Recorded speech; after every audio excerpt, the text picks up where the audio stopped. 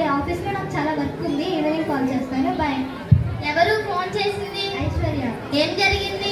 మన friend work ఉంది కదా, ఈరోజు తన అకౌంట్ నుండి 1 lakh కట్ అయిందంట. ఈ రోజుల్లో సైబర్ క్రైమ్స్ బాగా ఎక్కువైపోతున్నాయి. అవును, లేడీస్ని, ఓల్డ్ పర్సన్స్ని ఎక్కువగా టార్గెట్ చేసి వాళ్ళ దగ్గర నుండి లక్షల్లో దోచుకుంటున్నారు. అవును, బ్యాంకులు, క్రెడిట్ కార్డ్స్ పేర్లతో కూడా భారీగా మోసాలు జరుగుతున్నాయి. అంతెందుకు, ప్రభుత్వ పథకాల పేర్లతోనూ మోసాలు జరుగుతున్నాయి. సైబర్ క్రైమ్స్ కి రకరకాల పేర్లు పెడుతున్నారు. అవును, ట్రాయ్ ఫోన్, పార్సెల్ స్కామ్, కుటుంబ సభ్యుల అరెస్ట్, ఈజీ వర్క్ ఎండింగ్, నగదు బదిలీ scam etcetera. TRAI phone scam అంటే ఏంటి?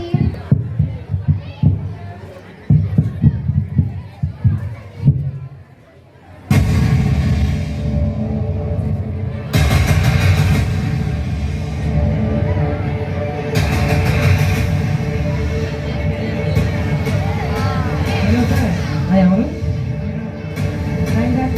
మాట్లాడుతున్నాను. చెప్పండి. ఈ ఫోన్ సెక్రటరీ డిపార్ట్మెంట్ సెక్రటరీ పైన పనులకి వాడారు. అవునా? మీరు చేసిన ఈ పనికి ఈ ఫోన్ కాల్సి కట్ చేస్తున్నాము. అలా చేయకుండా ఉండాలంటే మీరు మాకు డబ్బులు ఇవ్వాలి. ఏం చేయాలో నాకు తెలుసు, కానీ మీ ఫోన్ కట్ చేయి. ఇది ఒక డ్రాయ్ ఫోన్. ఇలాంటి కాల్స్ వచ్చినప్పుడు వెంటనే పోలీస్ వారికి ఇన్ఫార్మ్ చేయాలి. మన సెల్ ఫోన్ సేవలు కట్ చేసే అధికారం కేవలం టెలిఫోన్ డిపార్ట్మెంట్ వారికి మాత్రమే ఉంది. కాబట్టి జాగ్రత్తగా ఉండండి. మరి పార్సల్ స్కామ్ అంటే ఏంటి?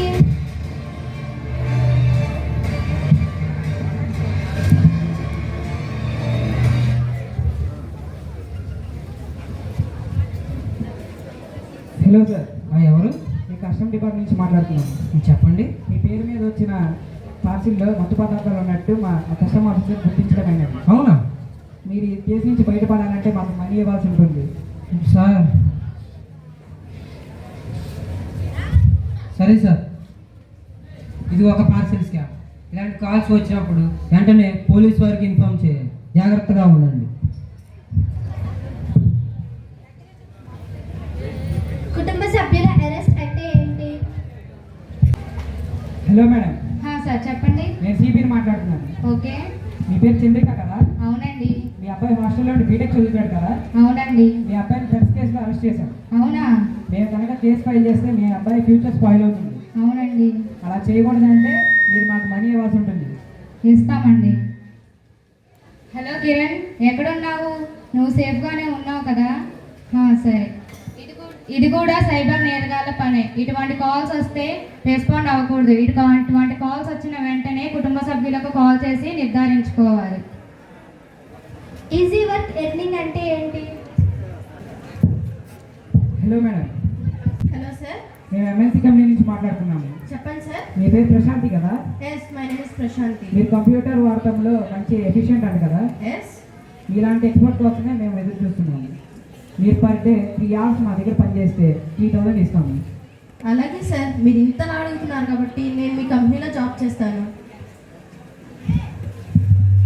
Hello madam. 2 days అమౌంట్ మీ అకౌంట్లో క్రెడిట్ చేసి చూసుకోండి.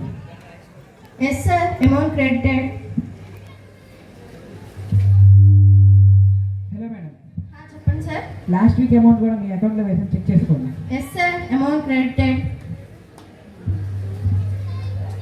Hello, good morning madam. Good morning sir. మన కంపెనీ బ్రాంచ్ అమెరికాలో స్టార్ట్ చేద్దాం అనుకుంటున్నాను మేడం. ఓకే. దాని డెవలప్మెంట్ కోసం 80 lakhs ఇన్వెస్ట్ చేయాలనుకుంటున్నాను. ఓకే. మీరు కూడా 5 lakhs ఇన్వెస్ట్ చేయండి మేడం. అలాగే సార్. మన కంపెనీ ప్రాఫిట్ గురించి తెలిసిందే కదా, మీరు కూడా లక్షల్లో ప్రాఫిట్ సంపాదించవచ్చు. ఓకే సార్, నేను కూడా 5 lakhs ఇన్వెస్ట్ చేస్తాను. ఇది సైబర్ క్రైమ్ అని నాకు తెలియదు అనుకుంటున్నాడు పిచ్చి మహమూడు. నేను ఎందుకు 5 లక్షలు ఇన్వెస్ట్ చేస్తాను? పోలీసులకి కంప్లైంట్ చేస్తాను. నగదు బదిలీ స్కామ్. Hello sir. ఎవరు? సార్, నా పేరు రాము అండి.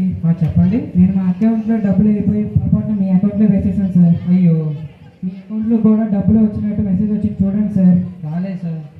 మా అమ్మ హాస్పిటల్లో ఉంది సార్. బిల్లు కూడా కట్టాలి. దయచేసి నా డబ్బులు నాకు తిరిగి పంపించరా? ఓ, ఐఎమ్ సారీ. అమ్మ ఎవరికైనా అమ్మాయి కదా సార్, బట్ నేనేం చేయలేదు సార్. మీరు వెళ్ళి బ్యాంక్ మేనేజర్ని కలవండి సార్. I'm sorry. ఇది కూడా ఒక రకమైన సైబర్ క్రైమ్. ఇలాంటి కాల్స్ వచ్చినప్పుడు రెస్పాండ్ అవ్వకండి.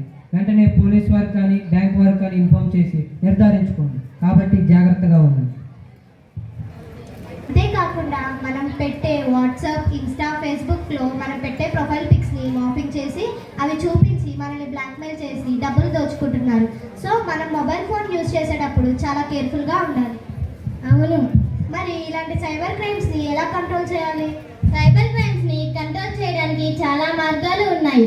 సైబర్ నేరాల విషయంలో మనం పూర్తిగా అవగాహన కలిగి ఉండాలి. సైబర్ నేరానికి బాధితులైన వ్యక్తులు వెంటనే పోలీసులకు లేదా సైబర్ క్రైమ్ సెల్లుకు ఫిర్యాదు చేయాలి. +91తో స్టార్ట్ అయ్యే నెంబర్స్ కాకుండా వేరుగా వచ్చే నెంబర్స్ని లిఫ్ట్ చేయకూడదు. 155260 నెంబర్కు కాల్ చేసి ఇన్ఫర్మేషన్ ఇవ్వాలి. బ్యాంకు వారికి కంప్లైంట్ ఇవ్వాలి. అనుమానాస్పద లింకులను టచ్ చేయకుండా ఉండాలి. తెలియని వ్యక్తుల నుండి వచ్చే ఫోన్ కాల్స్ విషయంలో జాగ్రత్తగా ఉండాలి. Thank you. ఇలాంటి సైబర్ క్రైమ్స్ విషయంలో జాగ్రత్తగా ఉండాలి.